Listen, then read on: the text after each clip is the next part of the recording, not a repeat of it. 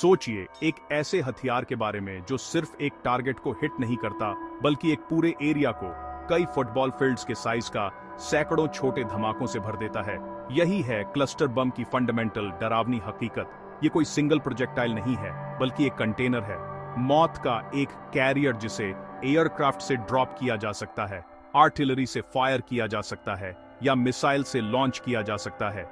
जैसे ही यह कंटेनर अपने डेजिग्नेटेड जोन की तरफ जाता है, यह हवा में ही खुल जाता है और सैकड़ों छोटे एक्सप्लोसिव डिवाइसेस छोड़ता है जिन्हें सब म्यूनिशंस या बॉम्बलेट्स कहते हैं। इसका इरादा है बड़े पैमाने पर नुकसान पहुंचाना, एक साथ कई टारगेट्स को न्यूट्रलाइज करना, चाहे वे सोल्जर्स हों, व्हीकल्स हों या इंफ्रास्ट्रक्चर हो। ये एक ऐसा हथियार है जो सैचुरेशन के लिए डिजाइन किया गया है, प्रिसीजन के लिए नहीं। इसका मैकेनिज्म ऑनेस्टली डिसेप्टिवली सिंपल है लेकिन ब्रूटली इफेक्टिव है। एक बार रिलीज होने के बाद ये बॉम्बलेट्स एक बड़े एरिया में फैल जाते हैं, हर एक अपनी खुद की मिनिएचर बम की तरह काम करता है।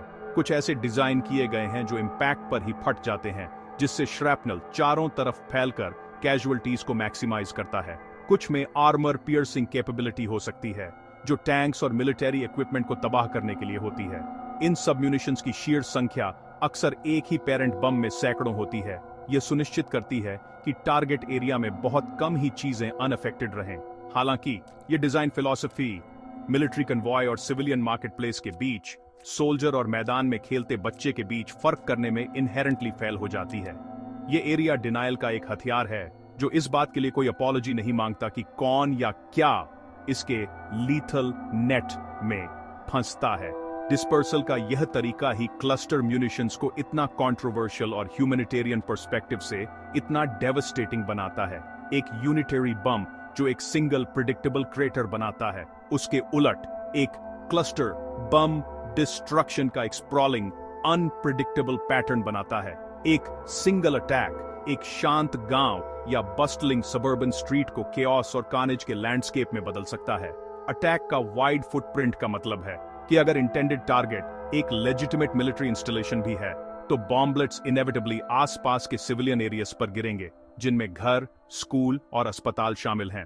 यह कोई अनफॉर्चुनेट साइड इफेक्ट नहीं है, यह हथियार के डिजाइन का एक बिल्ट इन फीचर है, एक कैरेक्टरिस्टिक जो सिविलियन कैजुअल्टीज को लगभग निश्चित बना देता है। इन हथियारों का इतिहास सेकेंड वर्ल्ड वॉर तक जाता है, जहां इनकी मैस डिसरप्शन पैदा करने की क्षमता को पहली बार पहचाना गया था। जर्मन फोर्सेस ने, जिसे वे बटरफ्लाई बॉम्ब कहते थे, एक छोटा इंसीडियस डिवाइस विकसित किया था जिसे धीरे धीरे नीचे आने और इंतजार करने के लिए डिजाइन किया गया था। तब से इनका उपयोग मॉडर्न वॉरफेयर की एक ग्रिम फीचर बन गया है जो वियतनाम और लाओस से लेकर अफगानिस्तान और इराक तक के कॉन्फ्लिक्ट्स में देखा गया है। हर कॉन्फ्लिक्ट ने उनके हॉरिफिक इंपैक्ट की हमारी समझ में एक और परत जोड़ी है, बार बार यह दर्शाते हुए कि उनके प्राथमिक शिकार अक्सर वे सोल्जर्स नहीं होते जिन्हें वे टारगेट करने के लिए थे, बल्कि वे इनोसेंट सिविलियंस होते हैं जो युद्ध के रास्ते में रहते हैं। हथियार का बहुत नेचर इनडिस्क्रिमिनेट फोर्स का है। क्लस्टर बम अटैक से होने वाली इमीडिएट तबाही तो हॉरर की बस शुरुआत है। शायद इन हथियारों की सबसे सिनिस्टर कैरेक्टरिस्टिक इनकी हाई फेलियर रेट है। सब म्यूनिशंस का एक सिग्निफिकेंट परसेंटेज जो मॉडल और कंडीशंस के हिसाब से 2% से लेकर 40% तक हो सकता है, इंपैक्ट पर वैसे नहीं फटता जैसा इंटेंडेड होता है। ये अनएक्सप्लोडेड बॉम्बलेट्स, जिन्हें अक्सर डड्स कहा जाता है, सिर्फ इनर्ट मेटल के टुकड़े नहीं बन जाते।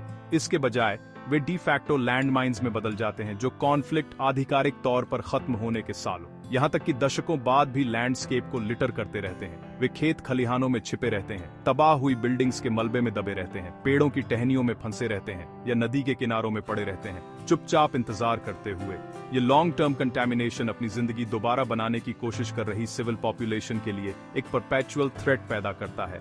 एक किसान जो खेत जोतने की कोशिश कर रहा है, वह दशकों पुराने बॉम्बलेट को ट्रिगर कर सकता है जिसके फेटल कॉन्सिक्वेंसेस हो सकते हैं। बच्चे जो अक्सर छोटे, कभी कभी रंगीन और अजीब आकार की चीजों की तरफ आकर्षित होते हैं, डिस्प्रोपोर्शनेट विक्टिम्स बन जाते हैं। वे सब म्यूनिशन को खिलौना, गेंद या एक अजीब मेटल कैन समझ सकते हैं और उनकी इनोसेंट क्यूरियोसिटी एक ट्रैजिक और वायलेंट अंत का कारण बन सकती है।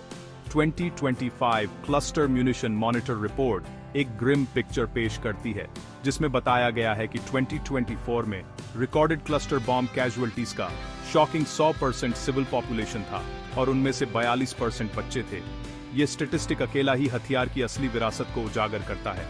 ये एक ऐसा किलर है जो सोल्जर्स के घर लौटने के बाद भी इनोसेंट लोगों का शिकार करता रहता है। इन अनएक्सप्लोडेड बॉम्बलेट्स की मौजूदगी वास्ट ट्रैक्ट्स ऑफ लैंड को इफेक्टिवली अनयूजेबल बना देती है। एग्रीकल्चरल फील्ड्स, जो कई रूरल कम्युनिटीज की जान होते हैं, नो गो जोन्स बन जाते हैं। डेटोनेशन के डर से परिवार अपनी जमीन पर खेती करने, अपने लाइव स्टॉक को चराने या यहां तक कि जलाऊ लकड़ी इकट्ठा करने से भी डरते हैं। इसका लोकल इकोनॉमीज पर क्रिपलिंग इफेक्ट पड़ता है, गरीबी बढ़ती है और ह्यूमैनिटेरियन एड पर डिपेंडेंसी का एक साइकिल बनता है। इन कंटैमिनेटेड एरियाज को साफ करने की प्रक्रिया पेनफुली स्लो है, इनक्रेडिबली डेंजरस है और एस्ट्रोनॉमिकली एक्सपेंसिव है। हाईली ट्रेन्ड डीमीनिंग एक्सपर्ट्स को जमीन के हर स्क्वायर मीटर को बारीकी से खोजना पड़ता है, एक ऐसा काम जिसे पूरा होने में कई जनरेशन लग सकती है, जबकि लोकल पॉपुलेशन के लिए जिंदगी और लिम का खतरा लगातार बना रहता है। उन देशों के बारे में सोचिए जैसे लाओस, जिसे वियतनाम वॉर के दौरान इंटेंस बॉम्बिंग का सामना करना पड़ा था। 50 साल से भी ज्यादा समय बाद यह देश पृथ्वी पर सबसे हेविली कंटैमिनेटेड जगहों में से एक बना हुआ है। लाखों अनएक्सप्लोडेड क्लस्टर बॉम्बलेट्स अभी भी इसके ग्रामीण इलाकों में बिखरे हुए हैं, जो हर साल जान और लिम्ब लेते रहते हैं। यही है क्लस्टर म्यूनिशंस का एंड्यूरिंग कर्स। वे सिर्फ उस पल में तबाह नहीं करते, वे आने वाली जनरेशंस के लिए जमीन को जहरीला बना देते हैं। वे फ्यूचर सफरिंग का एक वादा है, इस बात की गारंटी कि पास्ट की हिंसा प्रेजेंट में भी फूटती रहेगी। जंगल में एक साधारण सैर या खेती के एक दिन को उन लोगों के लिए जिंदगी और मौत का जुआ बना देगी जिन्होंने पहले ही युद्ध का सबसे बुरा दौर झेला है। सिविलियन हार्म के ओवरवेलमिंग एविडेंस के जवाब में ग्लोबल कम्युनिटी का एक सिग्निफिकेंट हिस्सा एक साथ आया और कहा, अब और नहीं। इस कलेक्टिव मॉरल आउटरेज का परिणाम 2008 कन्वेंशन ऑन क्लस्टर म्यूनिशंस था। यह लैंडमार्क इंटरनेशनल ट्रीटी इन हथियारों के उपयोग, उत्पादन, स्टॉक पाइलिंग और ट्रांसफर पर अनइक्विवोकली रोक लगाता है। आज तक 112 देशों ने कन्वेंशन को रैटिफाई किया है, कानूनी तौर पर खुद को अपने स्टॉक पाइल्स को नष्ट करने और इन इनडिस्क्रिमिनेट आर्म्स का फिर कभी उपयोग न करने के लिए बाध्य किया है। ये ट्रीटी एक पावरफुल ग्लोबल कंसेंसस को रिप्रेजेंट करता है कि क्लस्टर बमों की मिलिट्री यूटिलिटी उस अनएक्सेप्टेबल ह्यूमैनिटेरियन कॉस्ट से कहीं ज्यादा है जो वे पैदा करते हैं, खासकर कॉन्फ्लिक्ट्स के दौरान और उसके बाद सिविल पॉपुलेशन पर। हालांकि इस मुद्दे पर दुनिया खतरनाक रूप से बंटी हुई है। कई मेजर मिलिट्री पावर्स, जिनमें United states, Russia, China, India, Pakistan और इजराइल शामिल हैं, ने ट्रीटी पर साइन करने से इनकार कर दिया है। ये देश अक्सर तर्क देते हैं कि क्लस्टर म्यूनिशंस कुछ मिलिट्री सिनेरियोस के लिए एक लेजिटिमेट और नेसेसरी वेपन है, खासकर डिस्पर्स्ड एनिमी फोर्सेस को टारगेट करने के लिए। कन्वेंशन में शामिल होने से उनका इनकार इंटरनेशनल ह्यूमैनिटेरियन लॉ में क्रिटिकल गैप पैदा करता है, जिससे इन हथियारों का उत्पादन और संभावित उपयोग जारी रह सकता है। ये division ongoing Russia Ukraine war में स्पष्ट रूप से उजागर हुआ, जहां दोनों देशों, जिनमें से कोई भी ट्रीटी का सिग्नेटरी नहीं है, ने 2024 से क्लस्टर म्यूनिशंस का एक्सटेंसिवली उपयोग किया है, जिससे डॉक्यूमेंटेड सिविलियन कैजुअल्टीज हुई हैं। हाल की घटनाओं ने डिप्लोमैटिक लैंडस्केप को और जटिल कर दिया है, एक ऐसे कदम में जिसने इंटरनेशनल कम्युनिटी में शॉकवेव्स भेज दिए। यूनाइटेड स्टेट्स ने जुलाई 2023 में यूक्रेन को क्लस्टर म्यूनिशंस, जिनमें M864 आर्टिलरी शेल्स और ATACMS मिसाइल्स शामिल थे, सप्लाई करने का फैसला किया। एक पॉलिसी जो अक्टूबर 2024 तक जारी रही।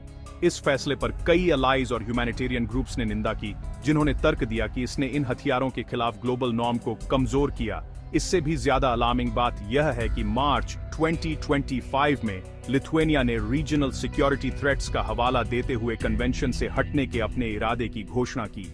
यह पहली बार था जब किसी स्टेट पार्टी ने ट्रीटी को छोड़ने के लिए कदम उठाया, एक प्रेसिडेंट जिसकी 47 देशों ने निंदा की और जो ग्लोबल बैन की दिशा में हार्ड वन प्रोग्रेस को इरोड करने की धमकी देता है। ट्रीटीज और ट्रांसग्रेशंस का यह कॉम्प्लेक्स वेब दिखाता है कि क्लस्टर म्यूनिशंस के खिलाफ लड़ाई अब भी खत्म नहीं हुई है, जबकि दुनिया के अधिकांश देशों ने एक प्रिंसिपल स्टैंड लिया है। कुछ पावरफुल स्टेट्स के कार्य हिंसा के चक्र को परपेचुएट करते रहते हैं। रशिया और यूक्रेन द्वारा इन हथियारों का उपयोग, यूएस द्वारा उनकी सप्लाई और ईरान और म्यांमार जैसे अन्य देशों द्वारा रिपोर्ट किया गया उपयोग, यह दर्शाता है कि लीगल प्रोहिबिशंस उतने ही मजबूत हैं जितनी उन्हें लागू करने की पॉलिटिकल विल है। मिलिट्री नेसेसिटी और सिविलियन लोगों को इन टेरेबल हथियारों के इंडिस्क्रिमिनेट और लास्टिंग इफेक्ट्स से बचाने के लिए अनडिनाइबल मॉरल और ह्यूमैनिटेरियन इंपेरेटिव के बीच बहस जारी है। आखिरकार क्लस्टर बमों पर बहस उनकी मानवीय लागत पर केंद्रित होनी चाहिए। आंकड़े सिर्फ कागज पर लिखे नंबर नहीं हैं, वे टूटी हुई जिंदगी, शोकग्रस्त परिवार और डर में जीने को मजबूर समुदायों को दर्शाते हैं।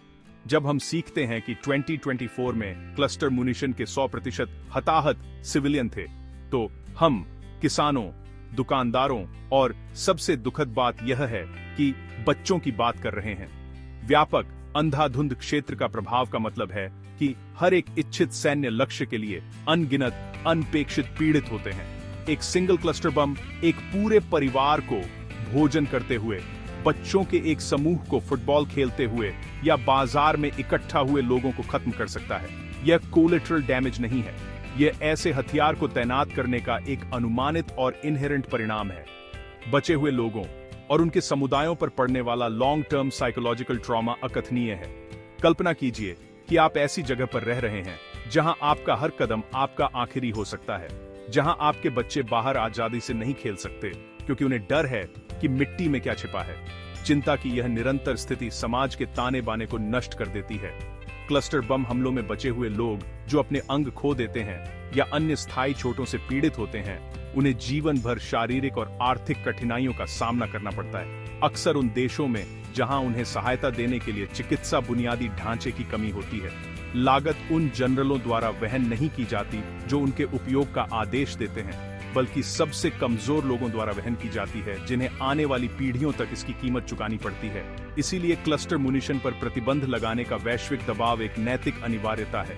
यह एक पहचान है कि कुछ हथियार बस बहुत क्रूर, बहुत अंधाधुंध और बहुत विनाशकारी हैं, कि सभ्य राष्ट्रों के शस्त्रागार में उनका कोई स्थान नहीं होना चाहिए।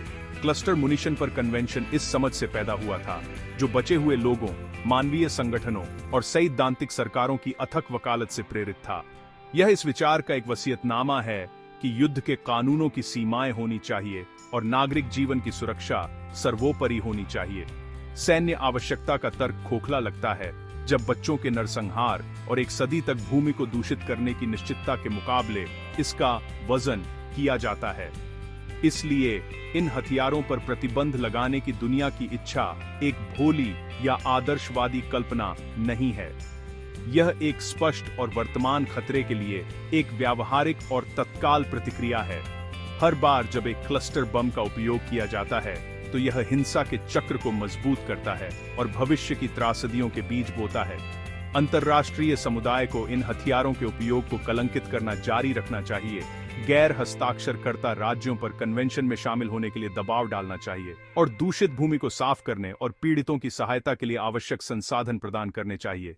लक्ष्य सरल और गहरा है, यह सुनिश्चित करना कि कोई और बच्चा एक बमलित को खिलौना न समझे और कोई और समुदाय अतीत के संघर्ष के घातक अवशेषों से अपना भविष्य न खोए।